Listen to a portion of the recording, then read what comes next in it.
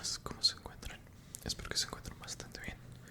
Yo por mi parte estoy bastante bien, dentro de lo que cabe, como saben. El día de hoy, ya lo notaron por el título obviamente, pero les traigo la continuación de este libro. Ahora bien, imagino, no es tan descabellado que alguna u otra persona lleguen a este video sin antes haber visto el primero. Así que desde ya les digo que esta es la secuela, bueno, la continuación de un video anterior, ¿vale? Entonces, vamos a estar continuando con este libro.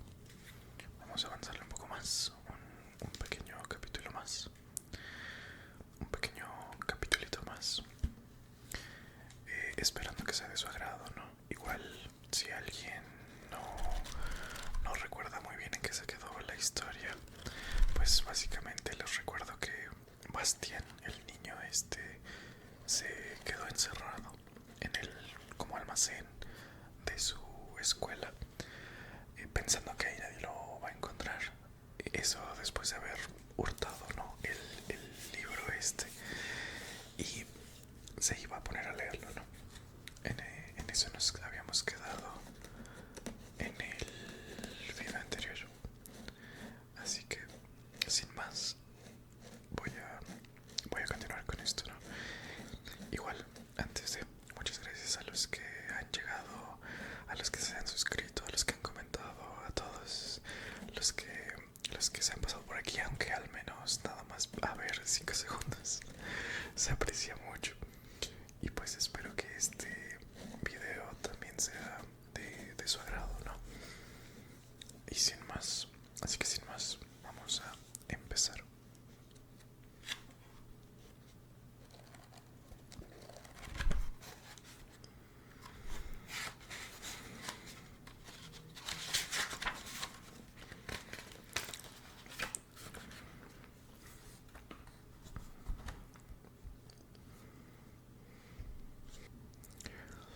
Empecemos, ponte en algún lugar cómodo, en algún lugar que sea de tu agrado. Si es que solamente vas a escuchar la historia, si es que vas a intentar dormir, si es que vas a solo relajarte un poco. Lo importante es la comodidad. Así que espero que estés en un sitio agradable. Y sin más, procedamos con la lectura. El libro tiene una ilustración que es con la letra A. Así que aquí es donde vamos a empezar el día de hoy. Y lo dejaremos antes de empezar la letra B. Así que empecemos. Fantasía en peligro. A sus agujeros, nidos y madrigueras se dirigían todos los animales del bosque de Jaule. Era medianoche, y en las copas de los viejísimos y gigantescos árboles rugía un viento tempestuoso. Los troncos gruesos como torres rechinaban y gemían. De pronto, un resplandor suave cruzó en zigzag por todo el bosque. Se quedó temblando por aquí o allá. Levantó el vuelo, se posó en una rama y se apresuró a continuar. Era una esfera luminosa, aproximadamente el tamaño de una pelota, que daba grandes saltos, rebotaba de vez en cuando en el suelo y volvía a flotar en el aire. Pero no era una pelota, era un fuego fatuo. Se había extraviado, un fuego fatuo, infatuado, lo que resulta bastante raro, incluso en fantasía. Normalmente son los fuegos fatuos los que hacen que otros se infatúen. En el interior del redondo resplandor se veía una figura pequeña y muy viva, que saltaba y corría a más no poder. No era un hombrecito ni una mujercita, porque esas diferencias no existen entre los fuegos fatuos.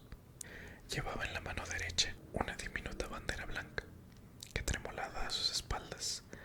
Se trataba, pues, de un mensajero o de un parlamentario. No había peligro de que, en sus grandes grandes saltos aéreos en la oscuridad, se diera contra el tronco de algún árbol, porque los fuegos fatuos son increíblemente ágiles y ligeros y pueden cambiar de dirección en mitad de un salto. A eso se debía su ruta en zigzag, porque, en general, se movía siempre en una dirección determinada, hasta que llegó a un saliente rocoso y retrocedió asustado, jadeando como un perrito. Se sentó en la oquedad de un árbol y reflexionó un rato, antes de atreverse a asomar de nuevo y mirar con precaución al otro lado de la roca. Ante él se extendía un claro del bosque, y allí, a la luz de la hoguera, había 3 personas de clase y tamaño muy distintos. Un gigante que parecía hecho de piedra gris y que tenía casi 10 pies de largo estaba echado sobre el vientre. Apoyaba en los codos la parte superior de su cuerpo y miraba a la hoguera. En su rostro de piedra erosionada, que resultaba extrañamente pequeño sobre sus hombros poderosos, la dentadura sobresalía como una hilera de cinceles de acero. El fuego fatuo se dio cuenta de que el gigante pertenecía a la especie de los comerrocas. Eran seres que vivían inconcebiblemente lejos del bosque de Jaule, en una montaña, pero no solo vivían en esa montaña, sino también de ella, porque se la iban comiendo poco a poco. Se alimentaban de rocas. Afortunadamente, eran muy frugales, y un solo bocado de ese alimento, para ellos sumamente nutritivo, les bastaba para semanas y meses. Además, no había muchos comerrocas, y por otra parte, la montaña era muy grande. Pero como aquellos seres vivían allí desde hacía mucho tiempo, eran mucho más viejos que la mayoría de las criaturas de fantasía. La montaña, con el paso de los años, había adquirido un aspecto muy raro. Parecía un gigantesco queso de emmental. Ostras, ese queso existirá en la vida real, no sé, lleno de agujeros y cavernas. Sin duda, por eso la llamaban la montaña de los túneles. Pero los comerrocas no solo se alimentaban de piedra, sino que hacían de ella todo lo que necesitaban: muebles, sombreros, zapatos, herramientas, hasta relojes de cuco. Y por eso no resultaba muy sorprendente que aquel comerrocas tuviera detrás una especie de bicicleta totalmente hecha del material citado, con 2 ruedas que parecían robustas piedras de molino. En conjunto, la bicicleta parecía una apisonadora con pedales. El segundo personaje, que se sentaba a la derecha de la hoguera, era un pequeño silfo nocturno. Como mucho, era 2 veces mayor que el fuego fatuo y parecía una oruga negra como la pez. No entiendo las referencias, supongo que por la traducción en castellano, no sé. O como una... parecía una oruga negra como la pez, cubierta de piel, que se hubiera puesto de pie. Gesticulaba vivamente al hablar, con sus 2 diminutas manitas de color rosa, y allí donde, bajo unos pelos negros y revueltos, debía de tener la cara, ardían 2 grandes ojos redondos como lunas. Silfos nocturnos, de las formas y los tamaños más variados. Había fantasía por todas partes, y por eso no se podía saber a primera vista si aquel había llegado de cerca o de lejos. De todos modos, parecía estar también de viaje, porque la montura habitual de los silfos nocturnos, un gran murciélago, colgaba boca abajo, envuelta en sus alas como un paraguas cerrado, de una rama situada detrás de él. El tercer personaje, del lado izquierdo de la hoguera, solo lo descubrió el fuego fatuo al cabo de un rato, porque era tan pequeño que, desde aquella distancia, solo podía verse con dificultad. Pertenecía a la especie de los diminutenses y era un tipejo muy fino, con un trajecito de colores y un sombrero de copa rojo en la cabeza. Sobre los dimitenses, el fuego fatuo no sabía casi nada. Solo una vez había oído decir que ese pueblo construía ciudades enteras en las ramas de los árboles, en las que las casitas estaban unidas entre sí por escalerillas.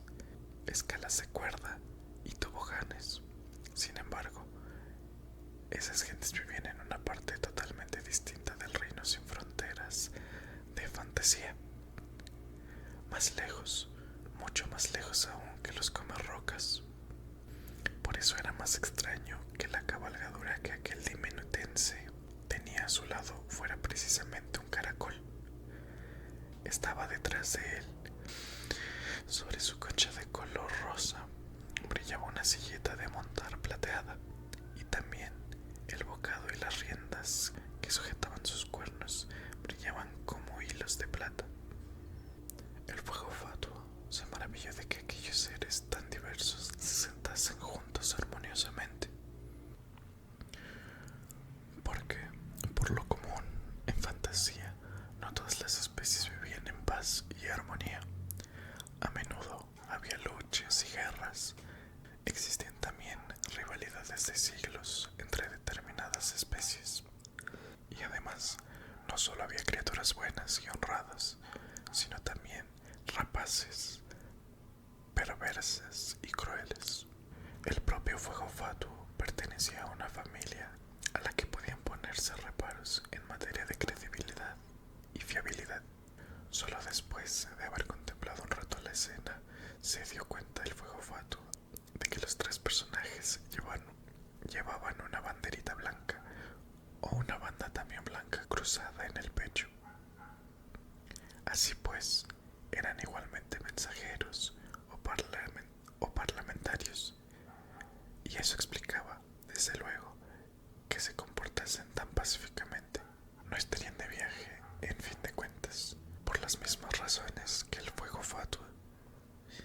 Lo que hablaban no se podía entender desde lejos, a causa del rugiente viento que sacudía las copas de los árboles, pero como se respetaban mutuamente en calidad de mensajeros, quizás reconocerían también como tal al fuego fatuo y no le harían nada. Al fin y al cabo, tenía que preguntar a alguien el camino. Sería difícil que se presentara una oportunidad mejor en pleno bosque y en plena noche. Así pues, se decidió.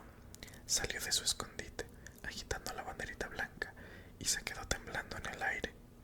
No, pobrecito. El comerrocas, que tenía el rostro vuelto en su dirección, fue el primero que lo vio. Hay muchísimo tráfico esta noche, dijo con voz rechinante. Ahí llega otro. Uy, uy, un fuego fatuo, cuchicheó el silfo nocturno, y sus ojos de luna se encendieron. Me alegro, me alegro. El diminutense se puso en pie, dio unos pasitos hacia el recién llegado y gorjeó. Si no me equivoco, usted está aquí también en calidad de mensajero. Sí, dijo el fuego fatuo. El diminutense se quitó el sombrero de copa, hizo una pequeña reverencia y trinó. En tal caso, acérquese por favor. También nosotros somos mensajeros. Siéntese. Y, con un gesto de invitación, señaló con el sombrerito el sitio libre que quedaba junto a la hoguera. Muchas gracias, dijo el fuego fatuo, acercándose tímidamente. Perdonen la libertad. Permítanme que me presente. Me llamo Blob. Encantado, respondió el diminutense. Yo me llamo Uk Uk. El sifón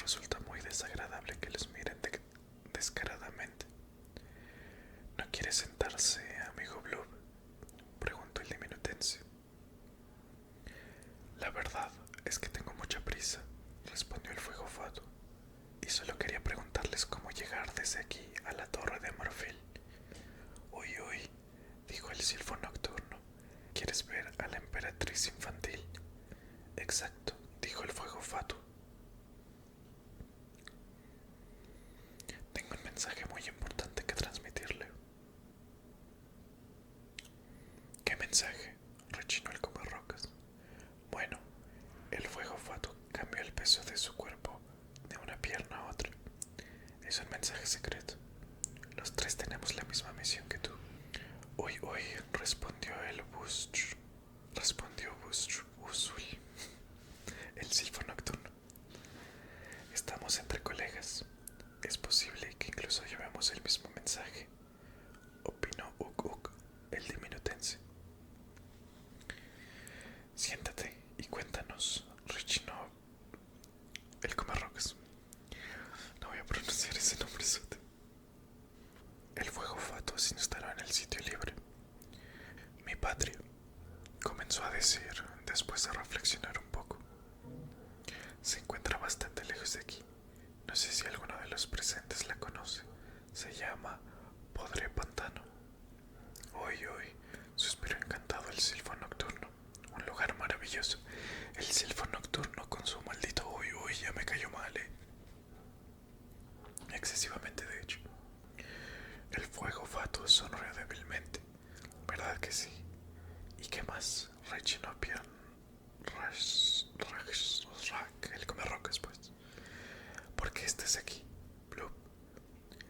En Podre Pantano, nuestro país, siguió diciendo entrecortadamente el fuego fatuo. Ha ocurrido algo, algo incomprensible. Es decir, está ocurriendo aún. Es difícil describirlo. Empezó por, es decir, bueno, al este de nuestro país hay un lago, o mejor dicho, había, llamado Cálido Caldo. Y todo empezó porque un día el lago de Cálido Caldo no estaba ya ahí. Simplemente había desaparecido. ¿Comprendéis? Estaría cagado intentar hacer un video, ¿no? Como imitando los acentos de Latam y de España. No sé si me salga, la verdad. No sé si me salga. Creo que no soy muy bueno imitándolos. Pero por intentarlo creo que no estaría mal. No, bueno, la verdad no sé, pero sería cosa de pensarlo. ¿Quiere usted decir? Preguntó Ukuk. ¿Que se secó? No, repuso el fuego fatuo. En tal caso, habría ahora allí un lago seco. Pero no es así. Donde estaba el lago, no hay nada. Simplemente nada. ¿Comprendéis? ¿Un agujero? Gruñó el comerrocas. No, tampoco un agujero. El fuego fatuo parecía cada vez más desamparado. Un agujero es algo, y allí no hay nada. Los otros tres mensajeros intercambiaron miradas. ¿Qué aspecto tiene? Uy, ¿es nada? Preguntó el silfo nocturno. Eso es precisamente lo que es tan difícil de describir, aseguró el fuego fatuo con tristeza. En realidad, no se parece a nada. Es como, bueno, no hay palabras para describirlo. Como si uno se quedara ciego al mirar ese lugar. No, se le ocurrió al diminutense. El fuego fatuo contempló con la boca abierta.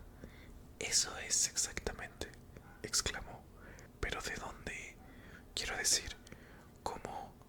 ¿O es que también conocéis ese? Un momento, rechinó el comarrocas, interviniendo. Eso ha ocurrido en un solo lugar.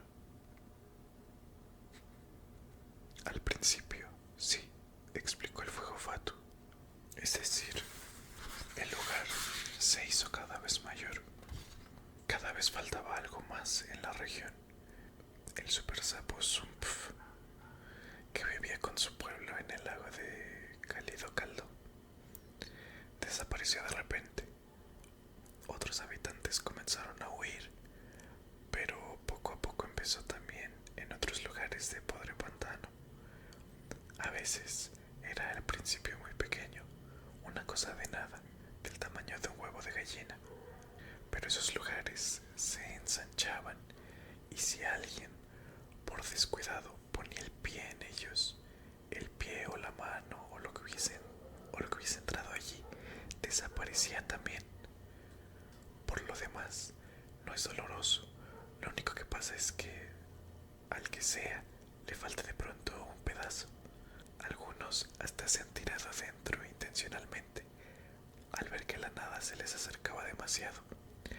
Tiene una fuerza de atracción irresistible que se hace un tanto más intensa cuanto mayor es el lugar. Ninguno de nosotros podía explicarse qué era esa cosa horrible, de dónde venía ni qué se podía hacer contra ella. Y como por sí sola no desaparecía, sino que se extendía cada vez más, finalmente se decidió enviar un mensajero a la emperatriz infantil para pedirle consejo y ayuda. Y ese mensajero soy yo.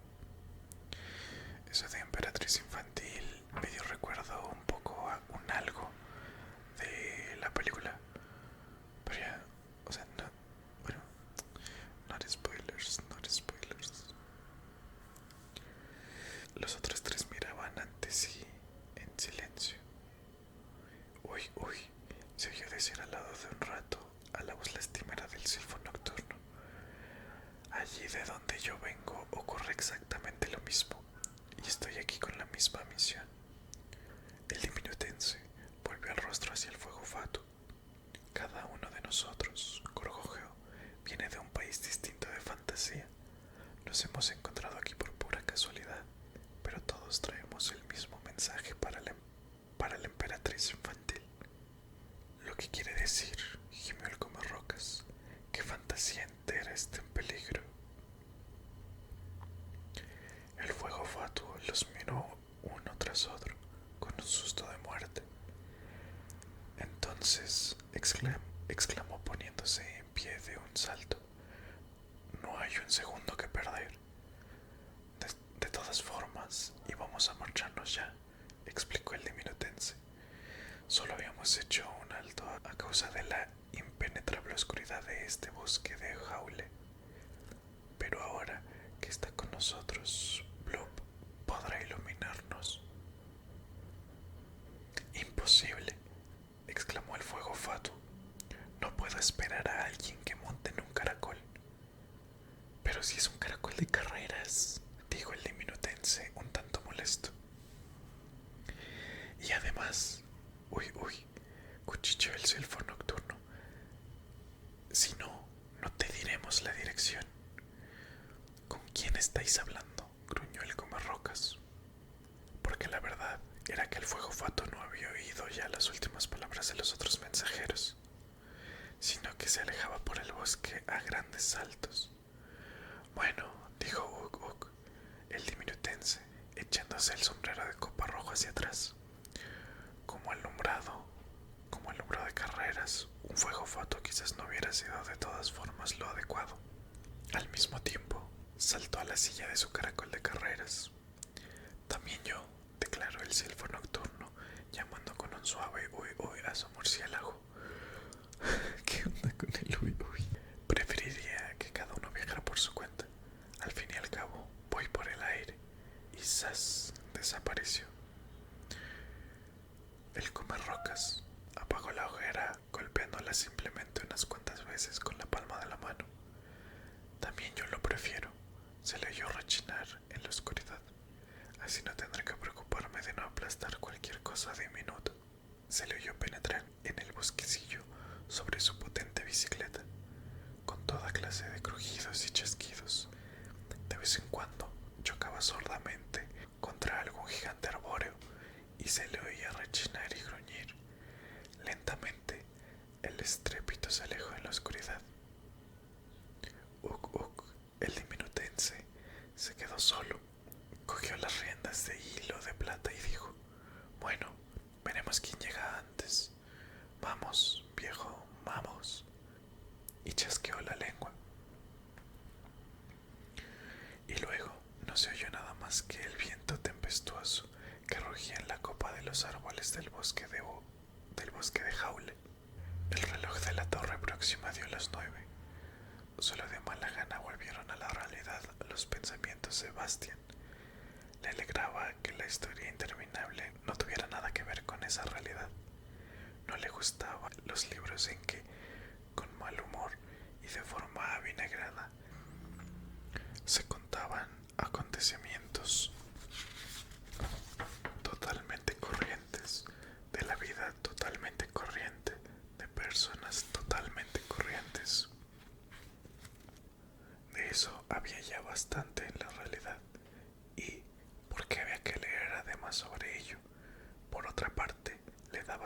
pasadas cuando se daba cuenta de que lo querían convencer de algo.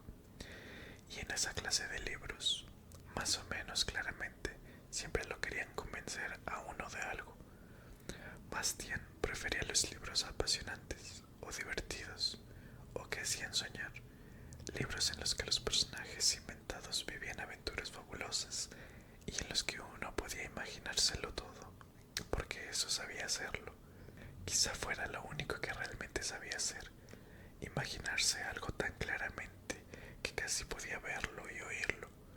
Cuando se contaba a sí mismo sus historias, a menudo olvidaba todo lo que le rodeaba y se despertaba solo al final, como de un sueño, y aquel libro era exactamente de la misma clase que sus propias historias. Al leerlo, no solo había oído el rechinar de los gruesos troncos y el rugido del viento en las copas de los árboles, sino también las distintas voces de los 4 extraños mensajeros. Y hasta se había imaginado percibir el olor del musgo y del suelo del bosque. Abajo, en la clase, comenzaría pronto la hora de ciencias, que consistía principalmente en contar pistillos y estambres a las flores. Bastian se alegró de estar en su escondite y poder leer. Era exactamente el libro apropiado para él. Pensó, exactamente el apropiado. Una semana más tarde, Ushchuzul, el pequeño silfo nocturno, llegó a la meta primero, o más bien, estaba convencido de ser el primero, porque había llegado por los aires. Era la hora de la puesta de sol, y las nubes del cielo de la tarde parecían de oro líquido, cuando se dio cuenta de que su murciélago se cernía ya sobre el laberinto. Ese era el nombre de una gran llanura que se extendía de horizonte a horizonte, y que no era otra cosa que un jardín inmenso lleno de perfumes turbadores y colores de ensueño. Entre arbustos, setos, prados y macizos con las flores más extrañas y extraordinarias, discurrían anchos caminos y estrechas veredas de forma tan artística y complicada que el jardín entero formaba un laberinto de increíble extensión.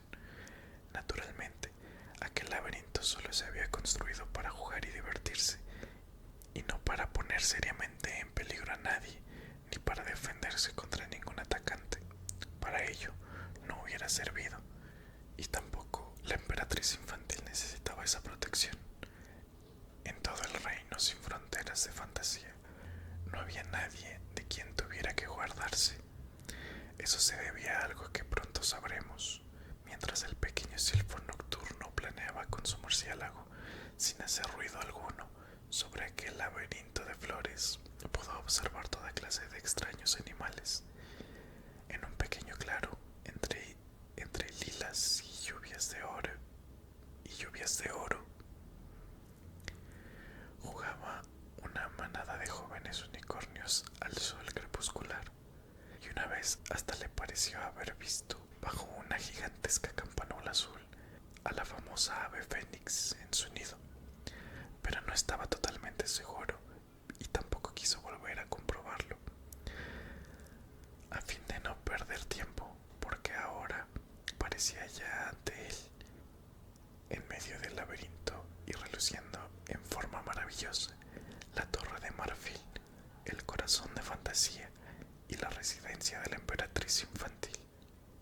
La palabra torre podría dar quizás a alguien que no haya visto nunca el lugar una falsa impresión, como si se tratase de la torre de una iglesia o de un castillo.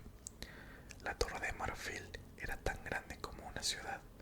Desde lejos parecía un picacho alto y puntiagudo, retorcido sobre sí mismo como una concha de caracol, y cuyo punto más alto llegaba a las nubes.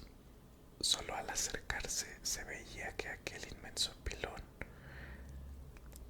de azúcar se componía de innumerables torres, torreones, cúpulas, tejados, miradores, terrazas, arcos escaleras y balaustradas que se entrecruzaban y entrelazaban. Todo era del marfil más blanco de fantasía, y cada detalle estaba tan sombríamente tallado que se hubiera podido tomar por el más fino encaje.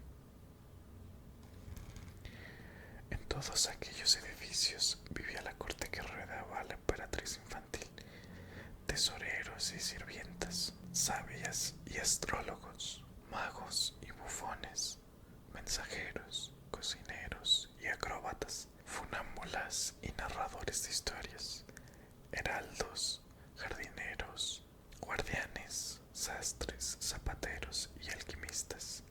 Y arriba del todo, en la punta más alta de la majestuosa torre, vivía la emperatriz infantil, en un pabellón que tenía la forma de un capullo de magnolia. Algunas noches, cuando la luna llena brillaba en el cielo estrellado de forma especialmente grandiosa, las hojas de marfil se abrían cubriéndose en una espléndida flor, en cuyo centro estaba la emperatriz infantil. El pequeño silfo nocturno aterrizó con su murciélago en una de las terrazas bajas, donde estaban las caballerías.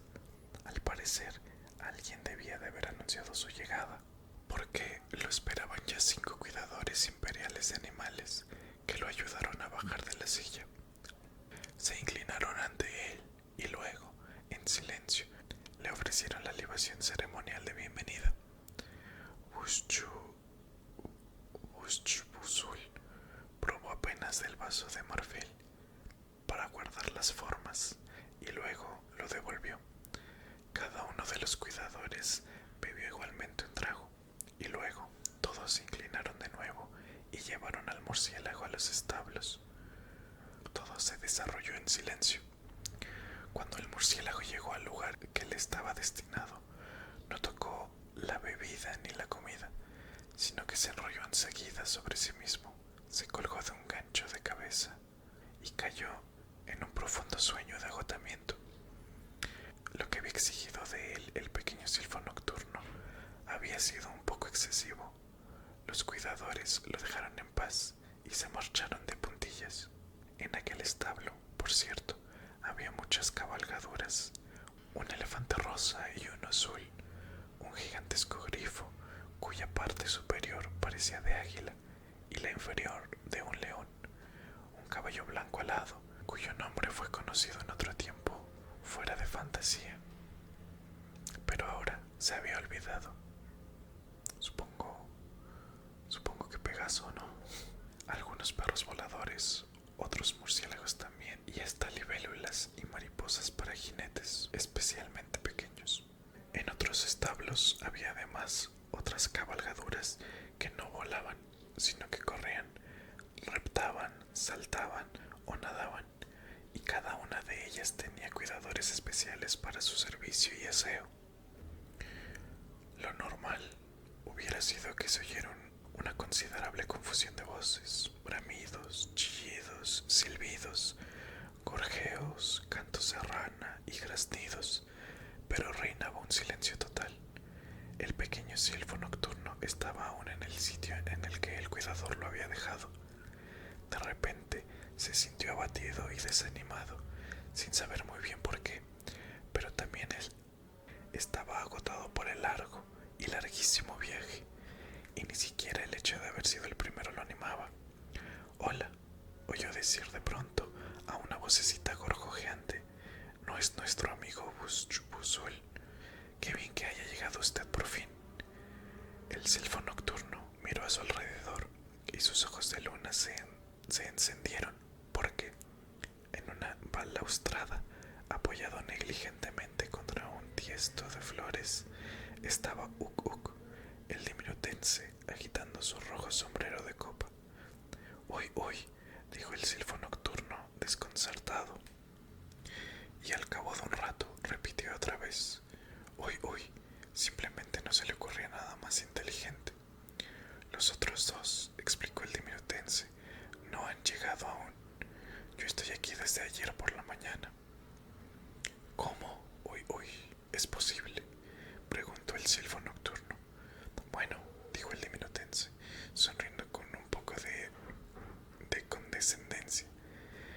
se lo dije, tengo un caracol de carreras. El silfón nocturno se rasca con su manecita rosa la negra maraña de piel de la cabeza. Tengo que ver enseguida a la emperatriz infantil, dijo lloriqueando. El diminutense lo miró pensativo. Dijo, bueno, yo solicité audiencia ya ayer. ¿Audiencia? Preguntó el silfón nocturno. ¿No se puede ver enseguida? Me temo que no, corrigió el diminutense. Hay que esperar mucho. Hay, como diría, una enorme afluencia de mensajeros. Uy, uy, gimió el silfo nocturno. ¿Por qué? Lo mejor, trinó el diminutense, es que lo vea usted por sí mismo. Venga, amigo Usul, venga. Los dos se pusieron en camino. La calle principal, que ascendía por la Torre de Marfil en una espiral cada vez más estrecha, estaba llena de una densa multitud de extraños personajes. Gigantescos genies,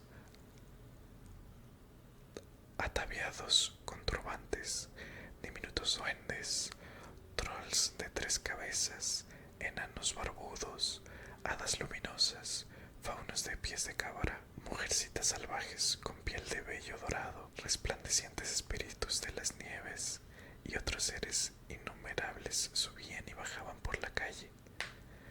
Formaban grupos hablando entre voz baja o se acurrucaban mudos en el suelo, mirando ante sí melancólicamente.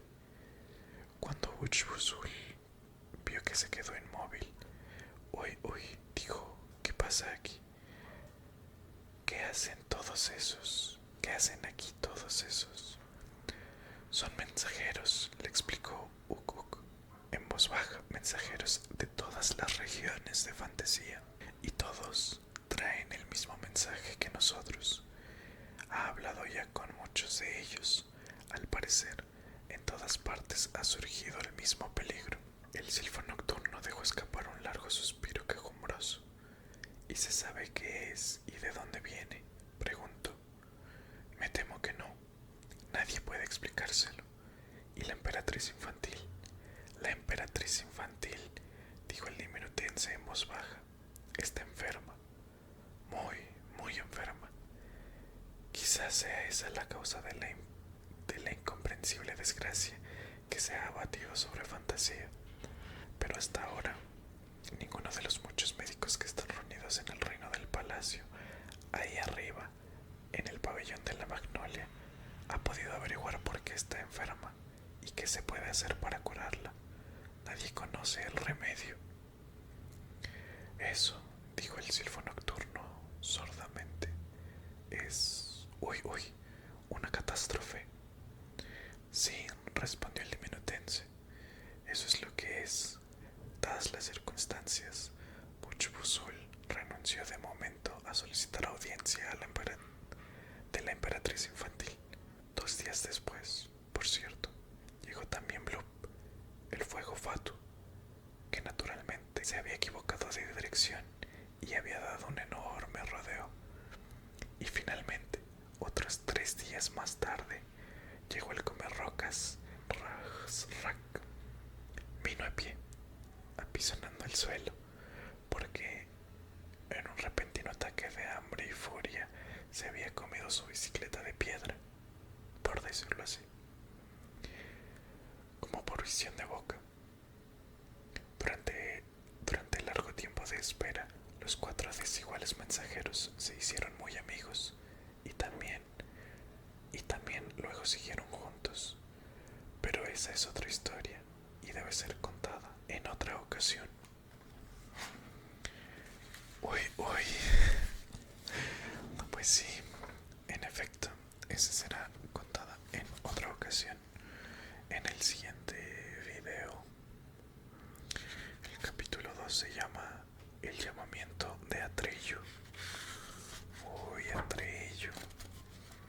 Y empieza evidentemente con la letra B. Pero hasta aquí por el día de hoy.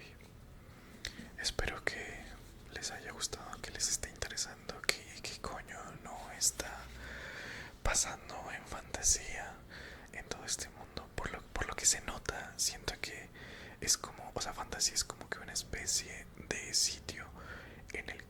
están todas las especies de ficción, de todas las historias en general populares o que se conocen.